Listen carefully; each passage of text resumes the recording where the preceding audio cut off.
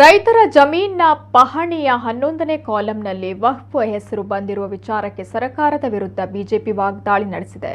ಕಾಂಗ್ರೆಸ್ ಸರ್ಕಾರ ಓಲೈಕೆ ರಾಜಕಾರಣಕ್ಕೆ ರೈತರನ್ನ ಬಲಿ ಪಡೆದುಕೊಳ್ತಾ ಇದೆ ಅಂತ ಆರೋಪ ಮಾಡಿದೆ. ಆದರೆ ಬಿಜೆಪಿ ನಾಯಕರ ಹೇಳಿಕೆಗೆ ತಿರುಗೇಟು ನೀಡಿರುವ ಡಿಸಿಎಂ ಡಿಕೆ ಶಿವಕುಮಾರ್, ಕಾಂಗ್ರೆಸ್ ಸರ್ಕಾರ ರೈತರಿಗೆ ಯಾವತ್ತೂ ಅನ್ಯಾಯ ಮಾಡೋದಿಲ್ಲ, ಆದರೆ ಈ ಅನ್ಯಾಯ ಮಾಡಿದ್ದು ಬಿಜೆಪಿ ಸರ್ಕಾರವಾಗಿದ್ದು ಅವರ ಅವಧಿಯಲ್ಲೇ ಇದು ನಡೆದಿತ್ತು ಎಂದು ತಿಳಿಸಿದ್ದಾರೆ. ಈ ಬಗ್ಗೆ ಈಗಾಗಲೇ ಸಚಿವ ಎಂಬಿ ಪಾಟೀಲ್ ಅವರು ದಾಖಲೆ ಸಮೇತ ಮಾಧ್ಯಮಗಳಿಗೆ ವಿವರ ನೀಡಿದ್ದಾರೆ. ಆದರೆ ಬಿಜೆಪಿ ತನ್ನ ತಪ್ಪನ್ನ ಮುಚ್ಚಿ ಹಾಕಲು ಸರ್ಕಾರದ ವಿರುದ್ಧ ಸಂಚು ರೂಪಿಸಿದೆ. ಈ ಮೂಲಕ ಕೋಮು ದ್ವೇಷವನ್ನ ಹರಡಲು ಪ್ರಯತ್ನ ಮಾಡ್ತಾ ಇದೆ ಅಂತ ಹೇಳಿದ್ದಾರೆ. ಎಲೆಕ್ಷನ್ಗೋಸ್ಕರ ಅವ್ರು ಏನು ಬೇಕಾದ್ರೂ ಮಾಡಲಿ. ನಾನು ಹೇಳಿದಿಷ್ಟೇ, ಕೆಲವು ವಿದ್ಯಾವಂತರಿದ್ದಾರೆ, ಬುದ್ಧಿವಂತರಿದ್ದಾರೆ, ಟ್ರೈನಲ್ಲಿ ಬಸ್ಸಲ್ಲಿ ಹೋಗೋರಿದ್ದಾರೆ. ನಮ್ಮ ಕಂಪ್ನಿಗಳು ದುಡ್ಡು ಕೊಡ್ತದೆ, ಸರ್ಕಾರ ದುಡ್ಡು ಕೊಡ್ತದೆ. ನಾವು ಟಿಕೆಟ್ ತೊಗೋತೀವಿ ಅಂದ್ರೂ ಬಿಡ್ತಾ ಇಲ್ಲ. ನಮ್ಗೆ ಏನಪ್ಪ ಒಂದು 10 ರೂಪಾಯಿ, 15 ರೂಪಾಯಿ, 50 ರೂಪಾಯಿ ಕೊಡೋಕ್ಕೆ ಶಕ್ತಿ ಇಲ್ವ ಅನ್ನೋದೊಂದು ಭಾವನೆ ಬೇಡ ಅಂತ ಕೆಲವರು ಹೇಳಿದ್ರು. ಅದ್ರ ಬಗ್ಗೆ ನನ್ನ ಮಂತ್ರಿಗಳ ಹತ್ರ ಚರ್ಚೆ ಮಾಡೋಣ ಅಂತ ಹೇಳಿದ್ದೆ. ನೋ ಕ್ವಶನ್ ಆಫ್, ಈಗ ಇಲ್ಲೇ ನಾವು ಮಂಗಳೂರಲ್ಲೇ ಅನೌನ್ಸ್ ಮಾಡಿದಂಥ ಯೋಜನೆ,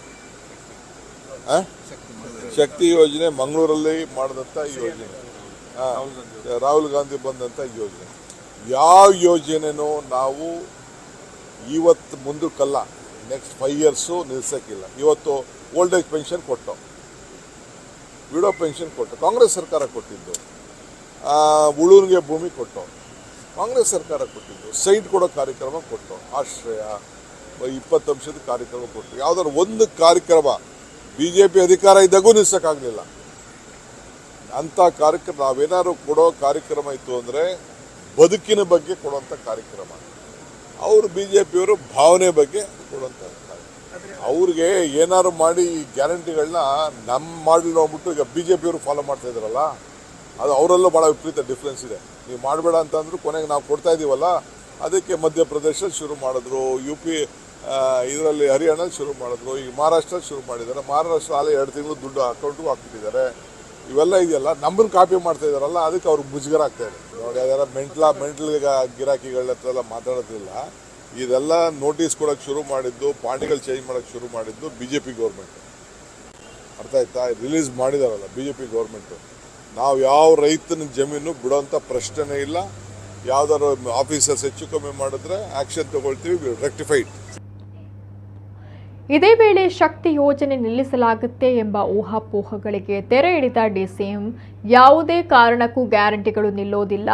ಕಾಂಗ್ರೆಸ್ ಯಾವುದೇ ಯೋಜನೆ ಮಾಡಿದ್ರೆ ಅದು ಜನರ ಬದುಕಿನ ಯೋಜನೆಯಾಗಿರುತ್ತೆ. ಆದರೆ ಬಿಜೆಪಿ ಜನರ ಭಾವನೆಗಳ ಜೊತೆ ಆಟ ಆಡಿ ನಮ್ಮ ಯೋಜನೆಯನ್ನ ನಿಲ್ಲಿಸುವ ಪ್ರಯತ್ನ ಮಾಡ್ತಾ ಇದೆ. ಯಾವಾಗ ನಮ್ಮ ಯೋಜನೆಗಳು ನಿಲ್ಲೋದಿಲ್ಲ ಅಂತ ಗೊತ್ತಾಗಿದೆಯೋ, ಈಗ ಚುನಾವಣೆಯಲ್ಲಿ ನಮ್ಮನ್ನ ಕಾಪಿ ಮಾಡ್ತಾ ಇದ್ದಾರೆ. ಇದು ರಾಜ್ಯ ಬಿಜೆಪಿ ನಾಯಕರಿಗೆ ಮುಜುಗರ ತಂದಿದ್ದು, ಸುಳ್ಳು ಸುದ್ದಿ ಹರಡಿಸ್ತಾ ಇದ್ದಾರೆ ಅಂತ ಹೇಳಿದ್ದಾರೆ.